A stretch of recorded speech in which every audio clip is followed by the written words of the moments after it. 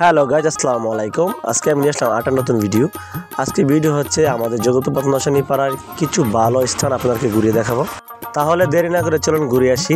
এটা হচ্ছে আমাদের বড় বাড়ির নিজ অর্থায়নে তৈরিকৃত দুইটি পাকা ঘাট। এখানে আমাদের সমাজের নারী পুরুষ সবাই গোসল করে থাকে। আলামিন স্টুডেন্ট টেলিকমের ছোট্ট সে একটা বাড়ি, আর সাথে আছে দুইটা কুড়ির ঘর। তার পাশে অবস্থিত আমাদের জগৎপুর নশানী পাড়া ঘন কবরস্থান।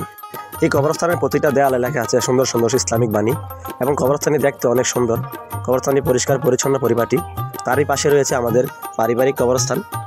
রাস্তার পাশে কবরস্থানগুলো থাকায় এই কবরস্থানগুলোকে প্রতি মাসে 2 বার পরিষ্কার করা হয়। কবরস্থানটির পাশে রয়েছে সুন্দর ছোট্ট একটি ব্রিজ। আগে ব্রিজের নিচ দিয়ে অনেক নৌকা চলাচল করতো, এখন ব্লক করার কারণে আর চলাচল করতে পারে না। তাই এখন এই ব্রিজটি হয়ে গেছে যুবকদের আড্ডাখানা।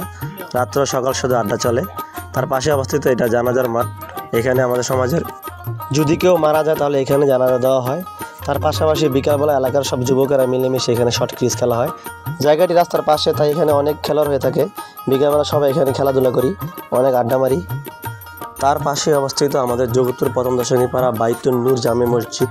আর এই মসজিদটি রাস্তার পাশে থাকে, তার সৌন্দর্য ফুটে উঠেছে। মসজিদের পশ্চিম পাশে হচ্ছে কবরস্থান, উত্তর পাশে হচ্ছে রাস্তা, আর পূর্ব পাশে ছিল হাফিজিয়া মাদ্রাসা এতিমখানা। এখন শিক্ষকের কারণে এই মাদ্রাসাটি বন্ধ আছে। ইনশাল্লাহ আশা করি ভবিষ্যতে আবার চালু হবে। আর এটা হচ্ছে আলামিন স্টুডেন্ট টেলিকম। এখানে নগদ বিকাশ এবং কারেন্ট বিল দেওয়া হয়। সবাই আসবেন ইনশাল্লাহ। এটা হচ্ছে শিবু হেয়ার কাটিং। এখানে 24 ঘন্টা সার্ভিস দেওয়া হয়, খুব ভালো চুল কাটে সস্তা দামে। এটা হচ্ছে আমাদের খালেক জোড়ার দোকান। এখানে সব ধরনের মেশিনের চা পাওয়া যায়, পাশাপাশি মুদি সামগ্রীও পাওয়া যায়। এটা হচ্ছে মমতাজ মঞ্জিল। একসময় মাদ্রাসা ছিল, মহিলা মাদ্রাসা, এখন আর নেই। এটা হচ্ছে সেই বিশ্ববিখ্যাত মাছা, যে মাছাতে বসে এলাকার সব চাপা এখানে মারা হয়।